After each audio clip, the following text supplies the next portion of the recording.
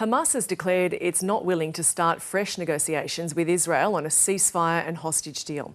The group says a deal proposed by the United States back in July should be adopted and is accusing Israel of consistently undermining peace efforts. Matthew Doran reports from Jerusalem. The talks were due to be held in either Doha or Cairo this coming Thursday, with the United States, Egypt and Qatar hopeful that they could help broker a ceasefire and hostage deal. Israel had committed to sending a group of negotiators to the talks, but Hamas had been keeping its collective cards close to its chest until now, accusing Israel of trying to delay any sort of ceasefire process and continuing to attack Gaza in the interim period. Hamas saying the Israeli Defence Force had repeatedly attacked Gaza in the months since the initial deal was proposed in July, particularly citing the devastating attack on a school in the east of Gaza City in the early hours of Saturday morning as an example of Israel's conduct.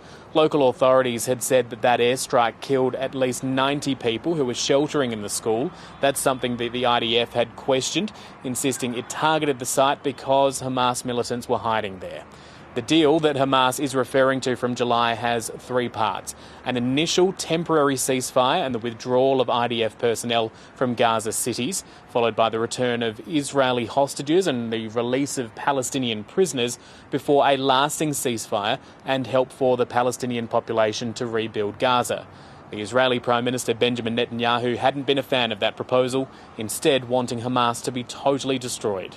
Earlier today, the US President Joe Biden was asked about the prospect of a deal being reached. In his first interview since announcing he would not be contesting the November presidential election, President Biden was asked whether or not he could get a deal done before he leaves office in a couple of months. He insisted that it was possible, that it had the backing of the international community. But he also raised concerns that if a deal is not struck, what is happening in Gaza could turn into a broader regional war.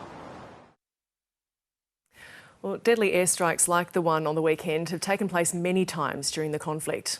Malcolm Hugo is a clinical psychologist from Adelaide who returned from Gaza last week after a month-long assignment with medical charity MSF. He managed the mental health and psychological team at Nasser Hospital in Khan Younis, where civilians have now been told to flee. Malcolm says there is no safe place for them to go. Just in July, we experienced what's referred to as mass casualty events, 4 mass casualty events. And on each of those occasions, up to 50, 60, 70 people were killed on each occasion, and well over 100 people severely injured. So I kind of saw firsthand what happened. And I can remember the first mass casualty was a Saturday afternoon. I was working in Nasser Hospital in Khan Younis, and there was a loud bang, bang, bang. 3 missiles hit an area within a couple of kilometres from the hospital, and within minutes there were our emergency department was really overwhelmed with dozens of injured people and dead bodies, and you can just imagine the carnage and the chaotic scenes. So I guess that's what's going on now. Yeah, and you were working under these conditions, of course, when you were there. Tell me about what the patients are suffering from psychologically alongside those physical injuries. Yes, it's kind of hard to describe because there's this kind of overriding constant anxiety and fear, sleep deprivation, etc. I guess the full gamut of negative emotions that one would see. For the patients in the hospital, I was working in an area where for orthopaedic trauma victims and burns victims. These were people with horrible blast injuries, crush injuries, and bullet wounds, and probably half were children. They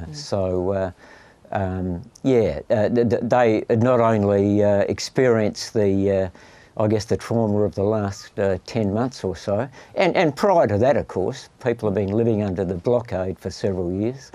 But for the patients in the hospital, all of them, had obviously experienced a really traumatic event to sustain their injuries from the assault from the Israeli army.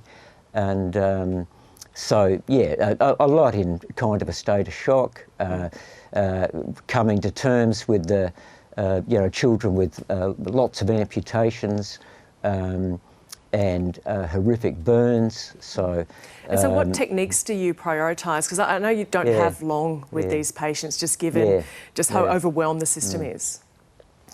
Yeah, but again, it's kind of difficult because it's not the time to kind of introduce any really trauma-focused psychological therapies. Safety is the #1 issue, and it's really trying to make people as comfortable as possible in hospital with children, giving them distraction activities, even story reading. I had a team of 10 counsellors and social workers working with the parents of the children, wherever we can, teaching some pain management techniques for particularly children with burns that had to undergo very painful dressing changes on a regular basis. So teaching things like some very basic imagery techniques that kids can learn, some skills they can learn to cope with pain. But a lot of it's dealing with their parents and the caregivers of patients, because as I said, it's really not the time to do psychological therapy as such. It's mainly supportive. But I mean, I say you're acutely aware of the ongoing trauma to come from the patients, for their families, for the staff as well, and also intergenerational trauma. Yes, and as I was saying, I think it'll probably really hit home when there is an eventual ceasefire, that people will have time to process what's happened to them. Everyone I'd met their home had been destroyed, whether they'd come from the north or the south. Most of the staff members have had first-degree relatives die, so people are going to have nowhere to go back to, no work, dealing with lost family members, dealing with incredible disabilities as a result of their injuries. I mean, there's no rehabilitation services in the, there's no prostheses for people with amputations. We were making our own crutches out of wood and car tyres. It looks pretty bleak. Yeah, and I hope you're looking after yourself after the trauma that you would have experienced there. But I mean, it can feel so hopeless. What gives you hope? Oh, I guess the people themselves.